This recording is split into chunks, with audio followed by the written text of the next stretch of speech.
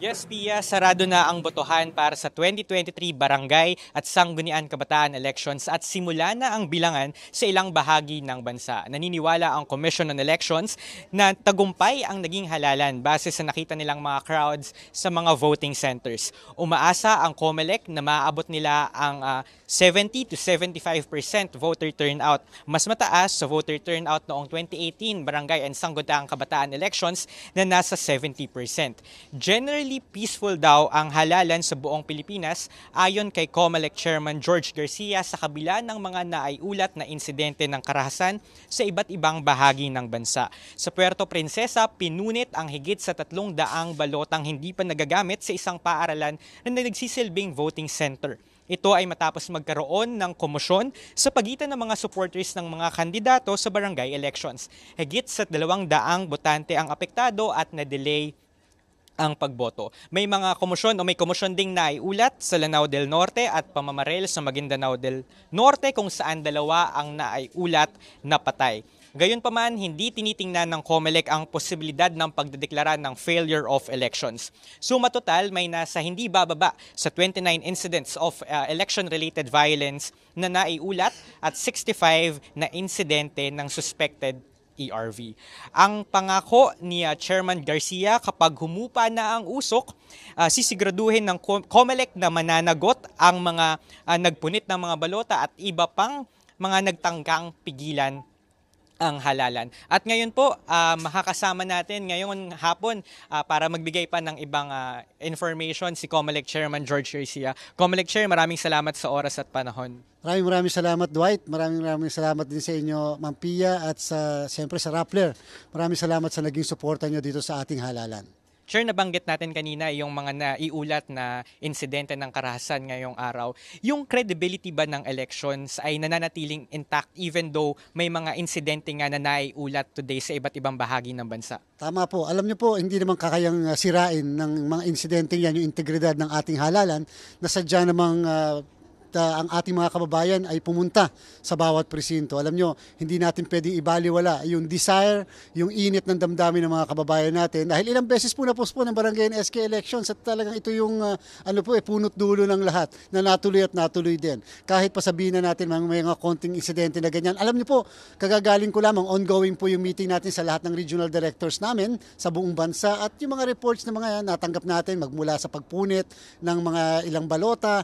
Tapos ngayon po, ongoing naman yung pagboto ng ating mga kababayan pa, hindi pa sinasarado yung pagboto sa Puerto Princesa. Yung mga may namatay po, more or less 5, 2 dyan sa Lanao del Norte, may 2 po dyan sa Maguindanao, tapos sa Butig, Lanao del Sur, at meron din pong isa pa sa Bangsamoro. So, more or less may mga ganun pong insidente, talagang kahit na anong ginawa natin, napakahirap pigilan, but it does not compromise the integrity of the entire election in the entire country. Let's talk about other issues, Chairman. Gaano na ba karami yung na-disqualify na kandidato ng COMELEC para sa 2023 Barangay and Sangguniang Kabataan Elections? Nung isang araw po kasi bago tayo naging sobrang kabisi-bisihan ay almost 100 po yung disqualify natin. Although division po yan, but ang importante po, nag-issue naman po ang COMELEC ng isang resolution na kung saan yung 245 na humaharap sa premature campaigning, illegal campaigning, vote buying ay pinasuspend po natin ang kanilang proklamasyon. Hindi po natin pinayagan na matuloy ang kanilang proklamasyon. Therefore, hindi po sila mapoproklama ngayong gabi kung sakasakaling sila man ang nanalo sa ating halalan. Yan po yung sinasabi natin na dedication ng Commission Election. Hindi po kami nagbibiro. Pag sinabi namin, papailan namin kayo ng kasong disqualification, pinailan kayo ng kasong disqualification. Pag sinabi namin isususpend, sinuspend namin. Pag sinabing madi-disqualify kayo, na-disqualify. And so, ito po yung isang learning lesson. At madami pa pong papasok na mga kaso na violation simula kahapon hanggang ngayong araw na ito. Sir, may mga nagsasabi that this could be a litmus test of how the Garcia Commission is handling these cases at kung paano yung magiging outlook in 2025. Ano ba yung pwede nating asahan sa 2025 given na ganito nga ang dami yung dinidisqualify sa barangay elections? Madami pa rin po naman pagkukulang po ang aming komisyon. Ang present leadership, hindi naman po talaga perpekto.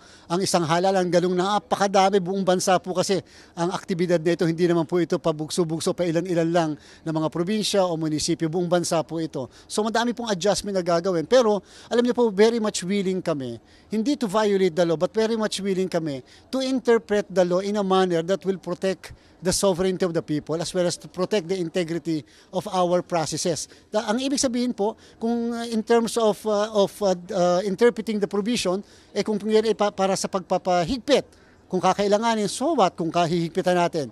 Ito naman ay alang-alang sa hindi matatakot ang mga botante natin o sila ay makakaboto ng maayos. Ang importante po, we are bringing back sanity to an election. Yun po ang pinaka-importante. Hindi kadahilanan ng election upang i-violate natin ang rule of law, upang lalabagin natin ang ating mga patakaran. Dapat po laging sumusunod ang lahat, lalo pa kapag kami involved na kabataan, lalo pa kapag ito ay barangay, sapagkat pinakamaliit nga po yan na unit ng ating gobyerno, pagkatapos yung mga mahalal, hindi mga tunay na leader na nagmamahal sa barangay.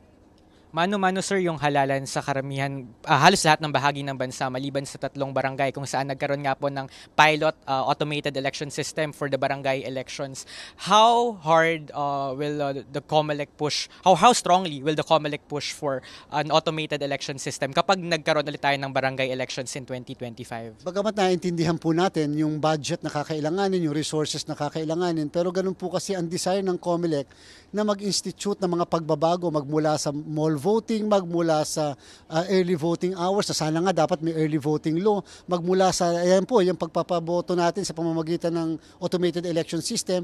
Sana po magising na tayo na ito yung realidad na ng makabagong panahon.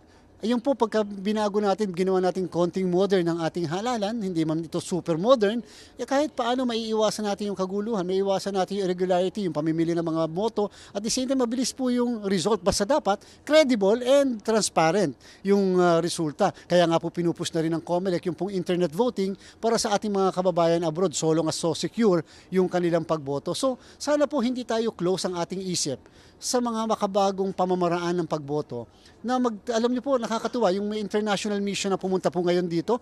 First time na may international observer mission po sa ating bansa sa isang barangay SK election. Alam niyo po sabi nila, natutuwa sila dahil first time sila nakakita may PDL voting. First time sila nakakita merong mall voting. Tapos at the same time, first time silang nakakita muli na yung palang mga machine na ginagamit nila, first time nilang gagamitin sa isang bansa.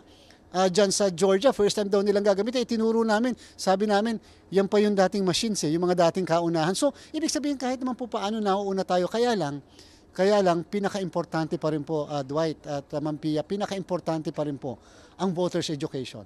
Napaka-importante po yan sapagkat yan ang pundasyon ng lahat ng dapat na pagbabagong gagawin natin.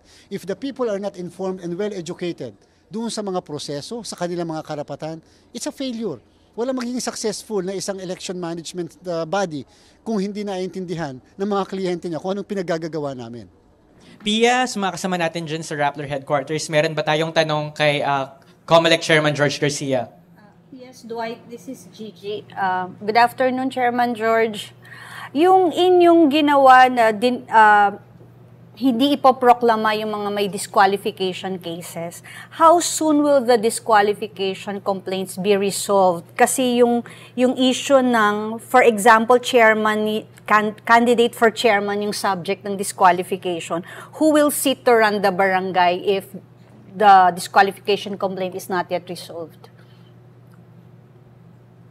Ang tanong po from our managing editor, Miriam Grace, gaano daw po katagal bago ma-resolve yung mga cases noong mga kandidatong suspendido yung kanilang proclamation? Ay, asa po yan. Dapat in less than 2 weeks, ma-resolve na po kagad namin yan.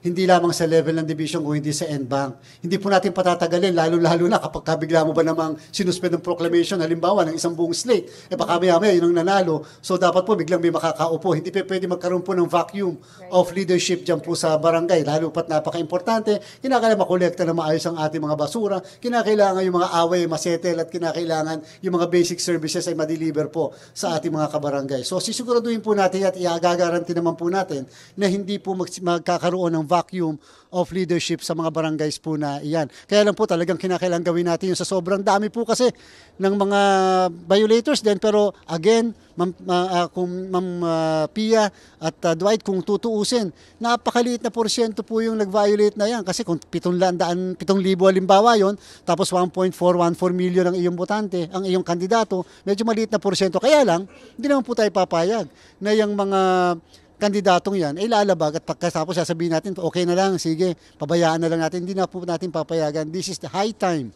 that we have to teach a lesson or two. Sabihin na nilang matigas, sabihin na nilang masyadong stricto ang COMELEC, and so be it. Importante po talaga, binabalik natin lagi yung rule of law at the same time yung discipline sa isang kampanya. Dwight, meron akong question for Narinig niyo po ba yun, Ms. Gigi? Yes, thank you. So Dwight, I have another question naman for Chairman Garcia. Chairman, can we expect the same strictness in higher posts for 2025? Kasi alam natin elections will involve senators, district representatives. Yung strictness this year, will that also be apparent in the 2025 elections?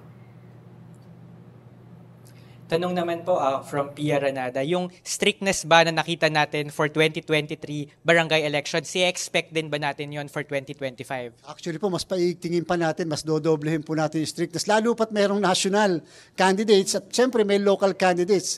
Kung matitigas ang ulo ng barangay, di siyempre sigurado po mas matitigas din ang ulo ng ibang kandidato sa national and local. Dahil nga, siyempre, ang feeling nila maluwag kasi may period kasi na pwedeng hindi sila kandidato. Pinag-aaralan na po namin ganito kaaga pa lang kung ano ang ating gagawin. Kinakailangan po dahil hahanapin na po ng mga kababayan natin yung nakita nilang maayos, malinis na kalsada, maayos na kapaligiran, wala masyadong dumi, wala masyadong nakadikit. Kahit mga poste natin libre ngayon, hahanapin po nila yan, and therefore it is incumbent upon the commission election to prove to them that we can do it not only in the barangay and SK but more particularly in our regular national and local elections. And Dwight, I have another question naman.